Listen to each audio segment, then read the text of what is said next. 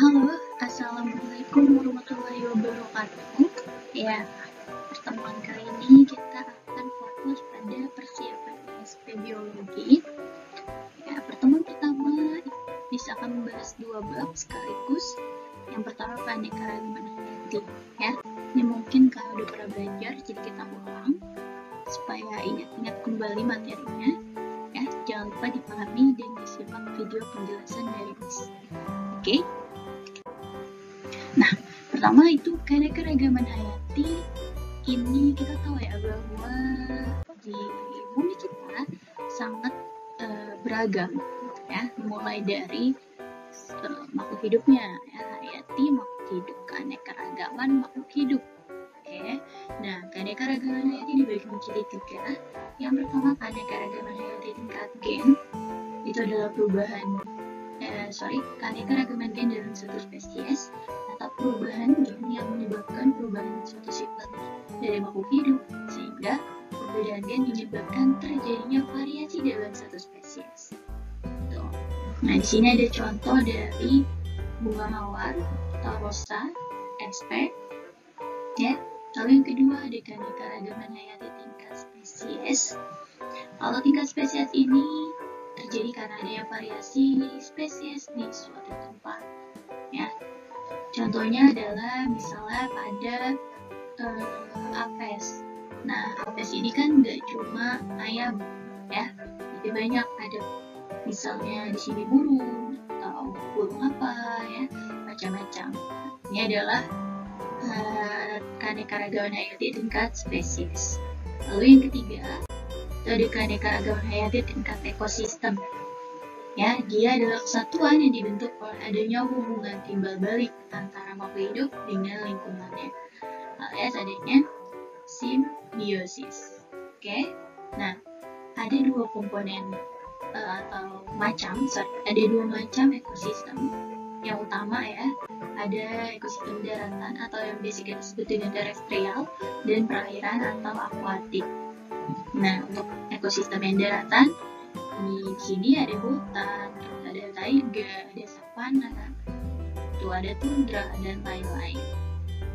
Untuk ekosistem yang perairan, udah pasti ada laut, ya, terus ada sungai, dan lain-lain. Oke, bisa dipahami ya perbedaan keanekaragaman tingkat gen, spesies, dan juga ekosistem. Oke, di sini ada contoh soal yang berselisih.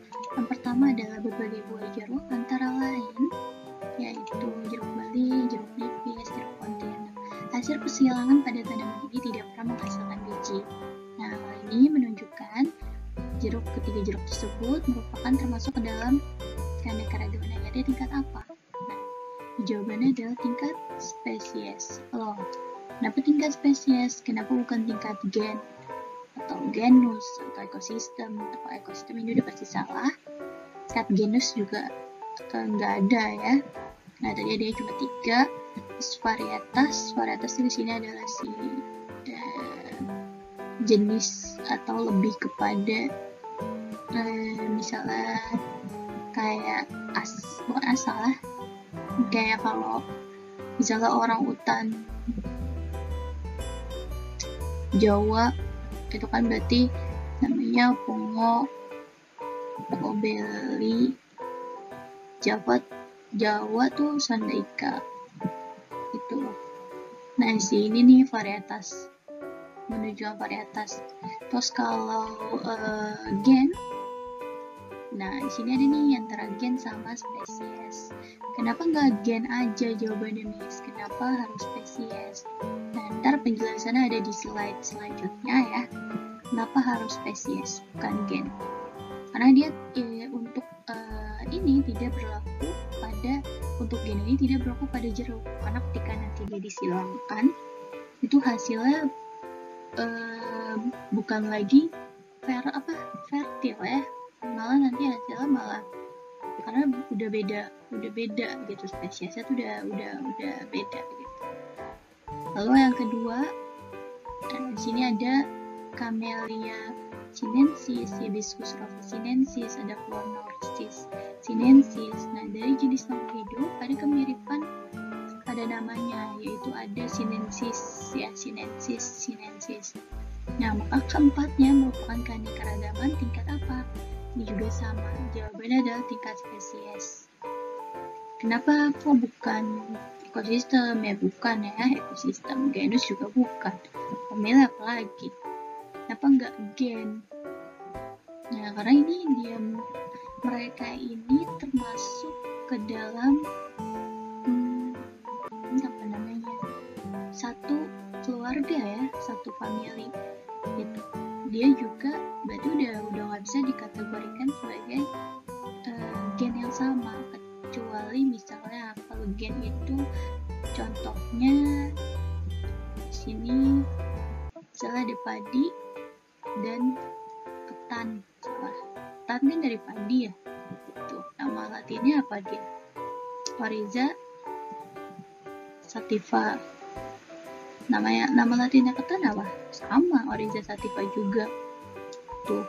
Nah, ini adalah si gen ya. Karena kan dia masih satu gen ya, si ketan dan si padi. Ketan ini punyanya si padi gitu. Jadi masih sama, Oryza sativa. Nah, ini udah beda. Sinensis. Jadi walaupun di sini ini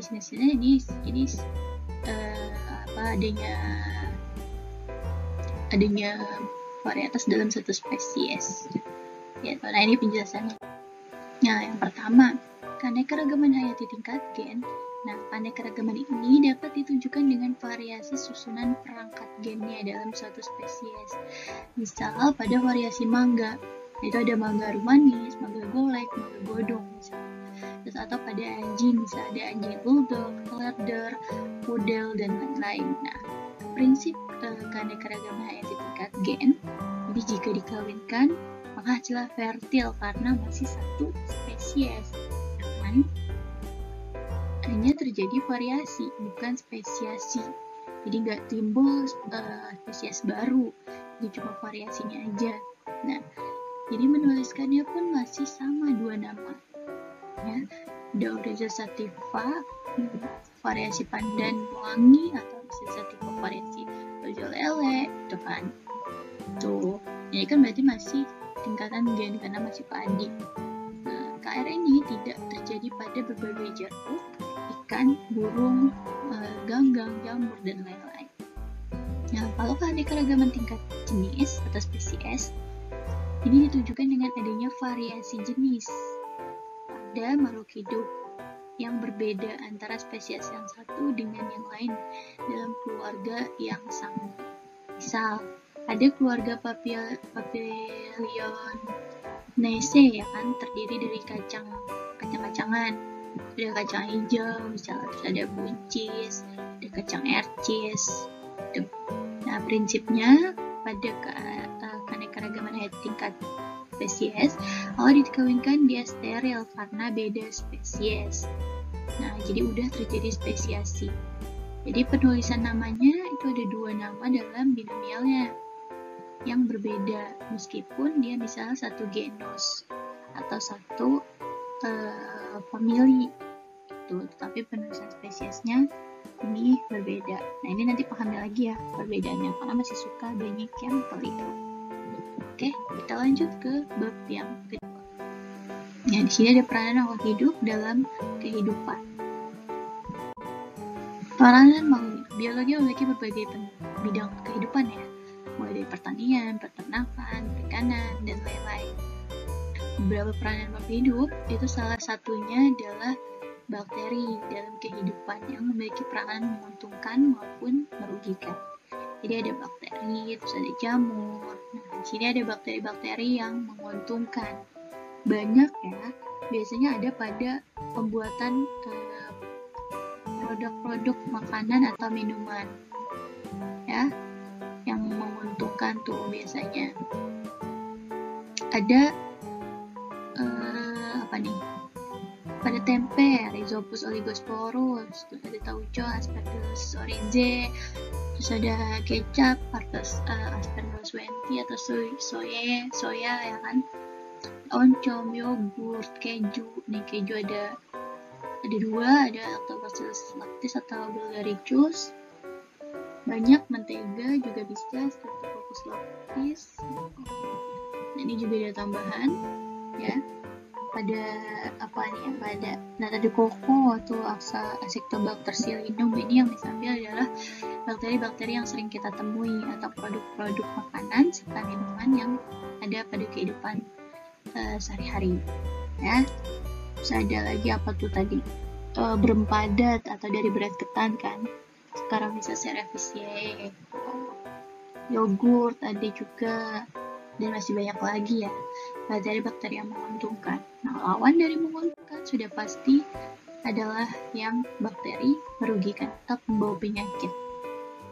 Di sini beberapa bakteri yang biasanya sering muncul ya atau tidak asing, ada Salmonella typhosa, typhus, terus ada Vibrio coma, kolera, terus ada Haemophilus influenza, flu ya, atau pilek ya, kita kenal pilek. Terus ada Clostridium tetani atau tetanus ya, yang menyebabkan tetanus. Ada Neisseria meningitis, radang selaput otak. Ada Neisseria gonorrhea pada kencing tanah. Dan masih banyak lagi ya. Ada Treponema pertenium, puru atau patek. Nah, ini ada tambahan. Ini pada penyakit bakteri pembawa penyakit pada hewan. Ini ada banyak yang menyerang saraf ikan, misalnya di sini ada Microcystis sp. Terus ada lagi yang membawa penyakit pada tanaman, ada Chanthomonas citri ya, citrus ya kan, daripada jeruk, kanker pada jeruk. Ada juga yang bakteri perusak bahan pangan, ada Clostridium botulinum, racun botulinin makanan pada kadaluarsa. Jadi pada makanan yang kadaluarsa racunnya. Itu bakterinya namanya Clostridium botulinum. Oke. Nah, di sini ada salah satu proses keterlibatan bakteri Lactobacillus lactis pada pembuatan atau proses pembuatan keju. Kita tahu ya. Nah, di sini keju itu menggunakan bakteri Lactobacillus lactis. Sebenarnya banyak ya, nggak cuma bakteri Lactobacillus lactis saja. Nah, yang pertama itu tahapannya adalah yang namanya pasteurisasi susu. Nah, ya artinya susu ini direbus ya, dengan suhu 70 derajat Celcius untuk membunuh seluruh bakteri pembawa penyakit. Jadi kalau karena dari susu perahan sapi ya, dia harus dipasteurisasi dulu. Lalu selanjutnya ini sesuai pada ini ya, gambar ini yang merujuk pada tabel ini diagram. Nah, ini selanjutnya ada pengasapan susu. Tujuannya supaya enzim RNA dapat bekerja secara optimal. Jadi nanti ada pemberian RNA di kayak entah itu bentuknya padatan atau cairan. Nah, ini ditambah dengan proses fermentasi dengan menggunakan bakteri Lactobacillus lactis.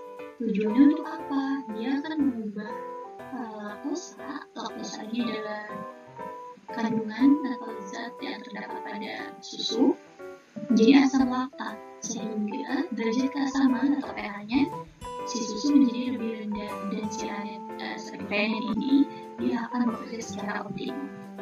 Jadi kan ada penambahan bakteri atau asam, sebenarnya nggak cuma bakteri ya, bisa asam, ada macamnya lagi, produk yang lain. Nah, ini akan mengubah laktosa menjadi asam laktat, jadi biar si RNA-nya bekerja secara optimal ya, gitu. Lalu ada yang ketiga ya, penambahan enzim RNA. Nah, ini RNA memiliki daya kerja yang kuat dan dapat digunakan dalam konsentrasi yang kecil. Dan yang terakhir itu adalah proses pematangan keju atau refining.